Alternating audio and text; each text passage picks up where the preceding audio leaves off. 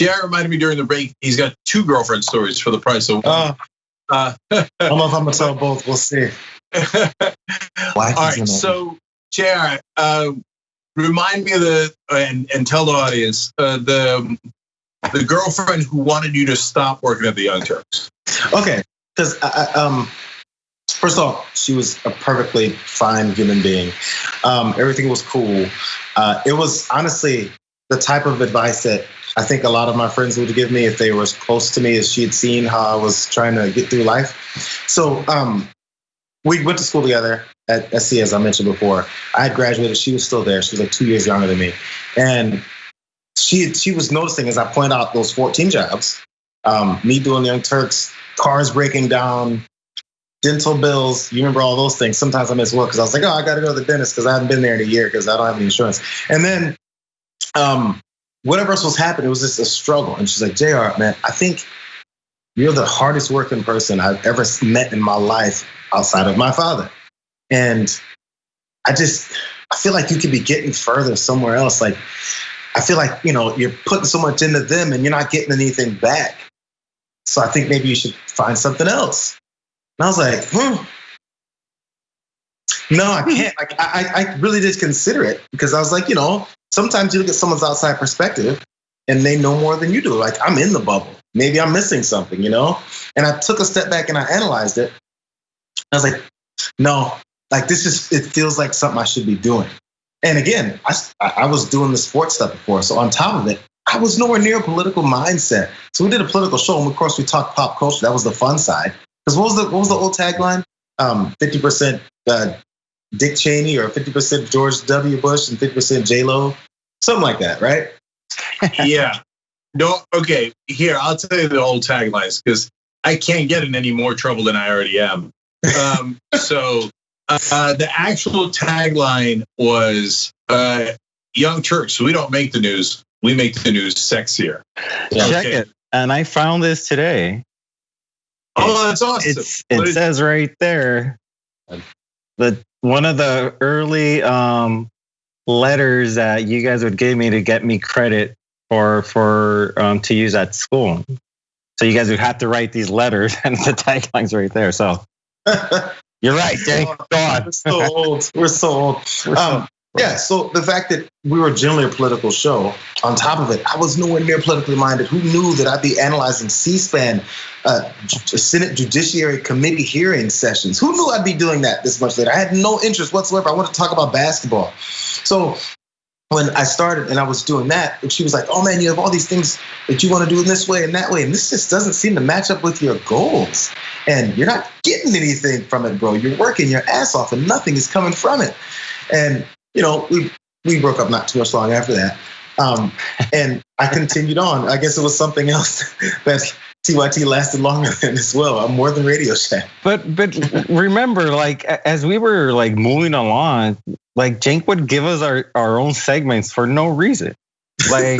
Like where would you hear that, like, if you were working at local radio or local TV, that they're like, hey, let's do a segment. What would Jesus do with the intern that just showed up?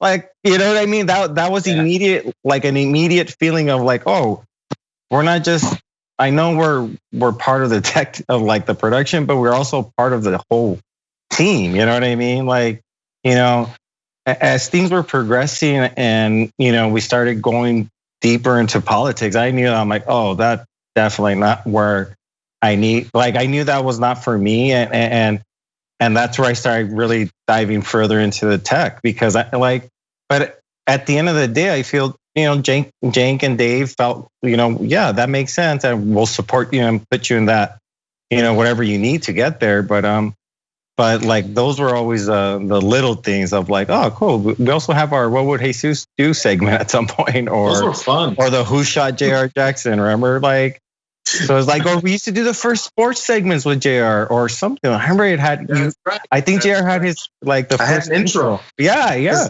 Because there was these guys at like this animation cartoonish comic company that put together this little, it was almost like those, what are those called? Those, not bit strips, but it was similar to the bit strip look. And it was just football guys running around and a basketball guy, and my head was sitting on it bobbling around. And it was just funny. Yeah. It was good. Yeah. That's how it works, man. Yeah. I guess I didn't realize until we started doing the show that how much I respected you guys off the bat, and I guess how much of a difference that made, right? But anyway, if you'd listened to your girlfriend, Jayar, back then, well, again, life would have been completely different. And look, you take any piece of this puzzle away. I mean, we're barely hanging on as it is. 18 years, right? Have I mentioned TYT.com/show? Your internet's hanging on by it. I know, my internet barely works, right? So anyways, you take any piece of the puzzle out and the whole thing probably falls apart. So thank God you didn't listen to your girlfriend. And we used to have the TYT Supreme Court. We ran it the other day, but like the abbreviated version, because the full graphic intro has Jesus and Jayar on it. In fact, Jesus used to be the Chief Justice of the TYT Supreme Court, right? I know. Hey, but Jesus, I got good news for you. Supreme Court positions are a lifetime appointment. So. Yeah, I know. I guess I gotta come out of hibernation. I guess. That's right. And whatever you do, don't retire before Trump retires. Loses the election. I got you. Now, Jesus, you were thinking of taking a job, and I remember that conversation. Okay, you said, "Hey, Cenk, man, this tough sledding, right?" Yeah. And at that point, it'd been a bunch of years, but it was definitely before MSNBC and Current TV, because Current TV is the first time. MSNBC is the first time I got paid, like anything resembling a real salary. And Current TV was the first time we all got paid something decent, right? So it was definitely before then. So you put me aside and you're like, look, man, I might have to grow up and get a real job. Yeah, I remember that. And at the time, you were thinking of becoming a police officer. Yeah. Right. Yeah, I was. It was both LAPD and LA Fire Department, LAFD, and it was just the need to have that security long term. I felt that I was already creeping into my late 20s and feeling that I had to be prep for my 30s and have a more, I don't want to say reliable job, because we always had work with you, but I guess it was more position of like you could be making more money and kind of, building on your retirement and all that stuff that, people start talking to you about. And at the same time, you're seeing your friends do it too. That, everybody in my age group were, entering their first marriage. A lot of them right now are entering their second marriage. But you know what I mean? But it's those societal pressures of like, dude, you got to be here. And my wife, my girlfriend at the time, she was working she works in media too, but she was working with more traditional media, CBS and Variety. She worked at for a long time. So, and I had that glimpse of like, well, there's a lot more money on that side.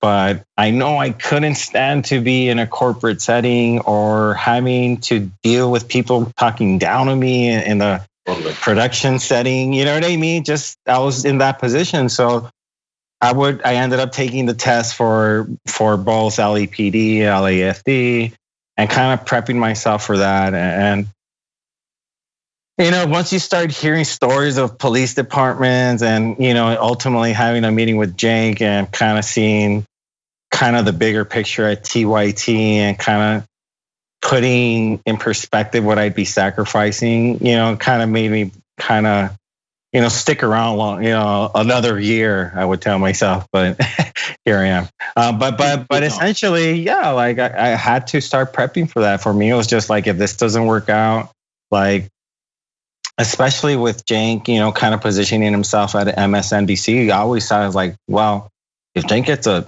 real offer there, like they're not going to take his crew here. So I got to start prepping for that. It was more about that and just, what I was willing to do. You know, Yeah, there was so many. I don't know if you remember this. There were so many conversations. I had them with Anna. I had them with you. Not so many, but a few. Yeah. And there was points. And Jake, you're talking about holding on by a thread. There was times that we had this feeling, or you would tell us, "Hey, you guys, this is a make or break week." You know, there was times to have those conversations. Or you remember, every conversation started with, "I got good news. I got bad news." Yeah, always, always good news, bad news. And so one of the good news, bad news conversations ended. And it was me, you, and Anna, or maybe I had these conversations with you guys separately. And it was specifically like, okay, what job are we going to take if come Monday this isn't here anymore? Yeah. And we've had those conversations. And I remember you said police, and I said, you know what? Fire department, but I have no idea what I'm doing with that. I don't know the process. I don't know any of that. And I've learned since I've known some people that went through the process. There's no way I would have become a fireman. No way. So, I went to one class, bro, or maybe I made it through the second class for EMT, training. Mm-hmm. And it was just like, who am I kidding? Like, I was kidding myself. I'm like, I'm gonna learn to be an EMT now? Like, nah. Like, that's where I was like, I gotta go. I'll tough it out with Cenk another year, you know. Ultimately, like I always said, like they weren't treating us like crap, but like, you know what I mean? Like I don't know. Like, sorry, I cut you off. That was always the mindset. It wasn't like, oh, by next week, when I was talking to Anna the one time, oh, by next week I'm gonna be gone. It was, hey, by next week if this isn't here, what are we gonna do? Not, I'm taking off. It's weird that wasn't the approach to go, oh man, he just gave us another good news, bad news conversation. Let's get the hell out of here. It was never the approach. And I don't know, I'm not sure what was getting like pumping through the air ducts there, but we just wanted to stay. I guess also with the good news, it was like, hey, good news, bad news. Like, good news is, hey, we got a live show on radio on Air America. We're like, oh, awesome. We're going to be live on air. Bad news is morning drive time, East Coast time. You're like, oh, we're starting at midnight. We're not. You know what I mean? It was some of those, you're like, okay. I mean, and that's where I kind of believe where, Cenk, he knew how to, as Dave would put it, move the goalposts for us. Like, we're on internet, we're on the radio, we're on the web now. Oh, Cenk's on TV, but we kept pushing for more. And in those times, it felt frustrating. And you're like, why am I going to show up again? Like, he wants me to figure out how to put this in 30 minutes, whatever it was, like up. And it was just like, how is he? But then we do it. And it was like, we'd be given the runway to be like, it wouldn't be like Cenk on our necks, like, hey, this needs to work. Like, it, you know what I mean? It was more of like, this is what we need to do. And you're like, oh, all right, but like, you gotta let me just take a victory lap on Air America at least. You know what I mean? Well, that's another company that's no longer here. I remember how badly we wanted to be on Air America. That was it. That was like, we thought that was the promised land. Yeah. And then when Howard Stern was on, we were like, whoo, that's it. Bahamas, baby. Me back, I guess. So, I mean, look, there's so many. That's part of why I want to do this special, and I don't think we're even going to have enough time to discuss all of it. But there were so many jobs we could have taken, and they would have taken it in a different direction. There was, if the MSNBC job, obviously. So people, if they know that story at all, a lot of people misremember it because, for understandable reasons. But a lot of people think I was fired from MSNBC. I wasn't. I was their 6 o'clock host, and I kept doing the Young Turks and the MSNBC show at the same time every day. I do MSNBC for an hour. I do Young Turks for 2 or 3 hours, however long we were going back then, and I just worked nonstop around the clock. And then MSNBC wanted to move me off of primetime because I was criticizing Democrats too much from the left. And so, but they offered me a great job on the weekends. So it's basically was the Chris Hayes job back in the day. Remember Up with Chris Hayes? So they offered that to me right around the same time. And they offered to double my salary. And that was like a giant money offer for me at the time. It's still giant to this day. But back then it was mind blowing.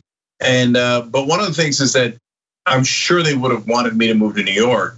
and I didn't know if you guys would all want to move to New York. And so I never thought I'd stop doing the Young Turks, but I didn't know whether I could convince you all to move to New York.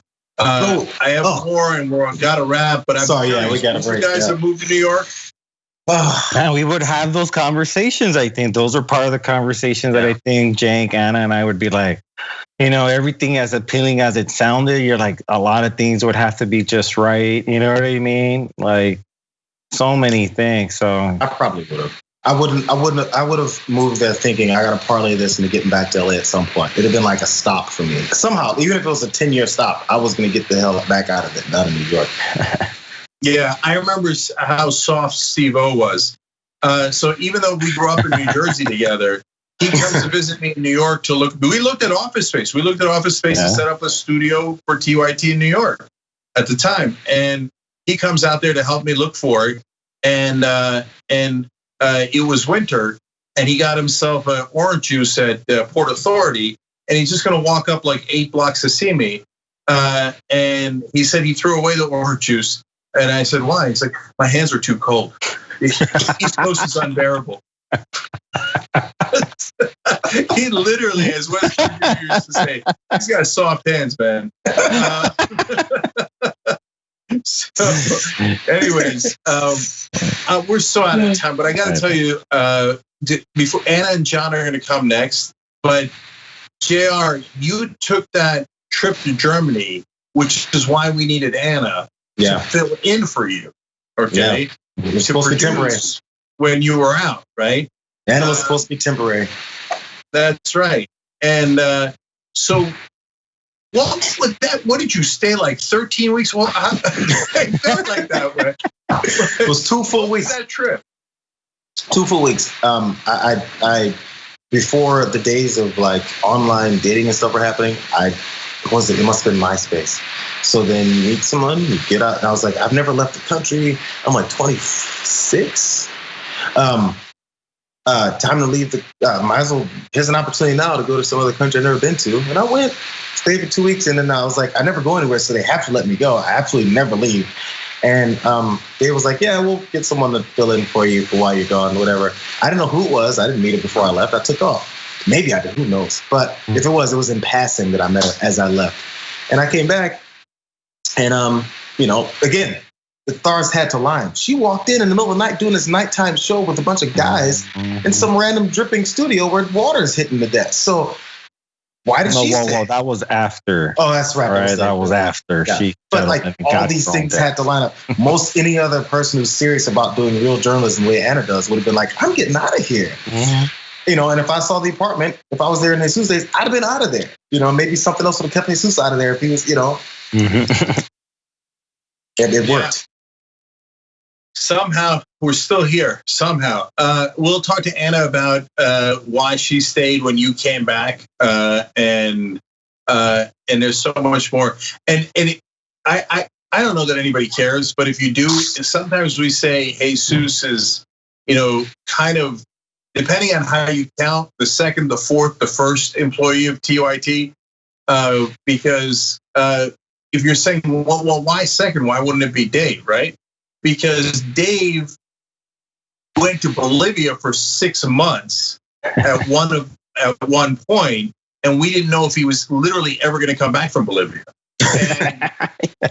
And then at that point, Jesus already hired, so he takes Dave's spot as employee number 2 in a sense, right?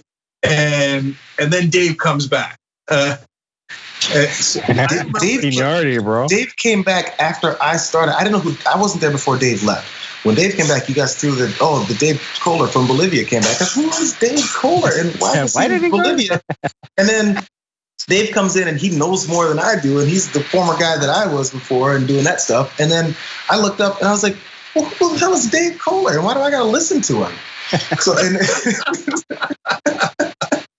Dave is like the nicest guy. He's like the quietest, nicest guy. He just handles business and just keeps going. It's like a train. It's like he's on time. It'll keep going. You never know. I mean, you don't have to bet on it. Stand out in the cold with your orange juice, like Steve couldn't do. The train will be there, and that's Dave Kohler.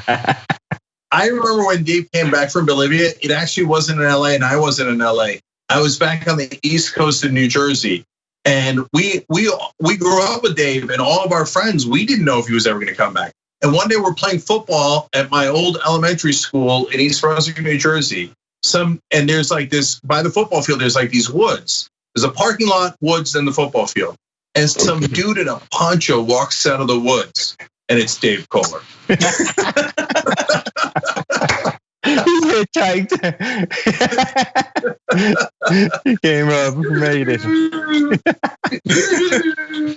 Dave Kohler's back from Bolivia. Thanks for watching The Young Turks. Really appreciate it. Another way to show support is through YouTube memberships. You'll get to interact with us more. There's live chat emojis, badges. You've got emojis of me, Anna, John, Jayar. So those are super fun. But you also get playback of our exclusive member-only shows and specials right after they air. So all of that, all you gotta do is click that join button right underneath the video. Thank you.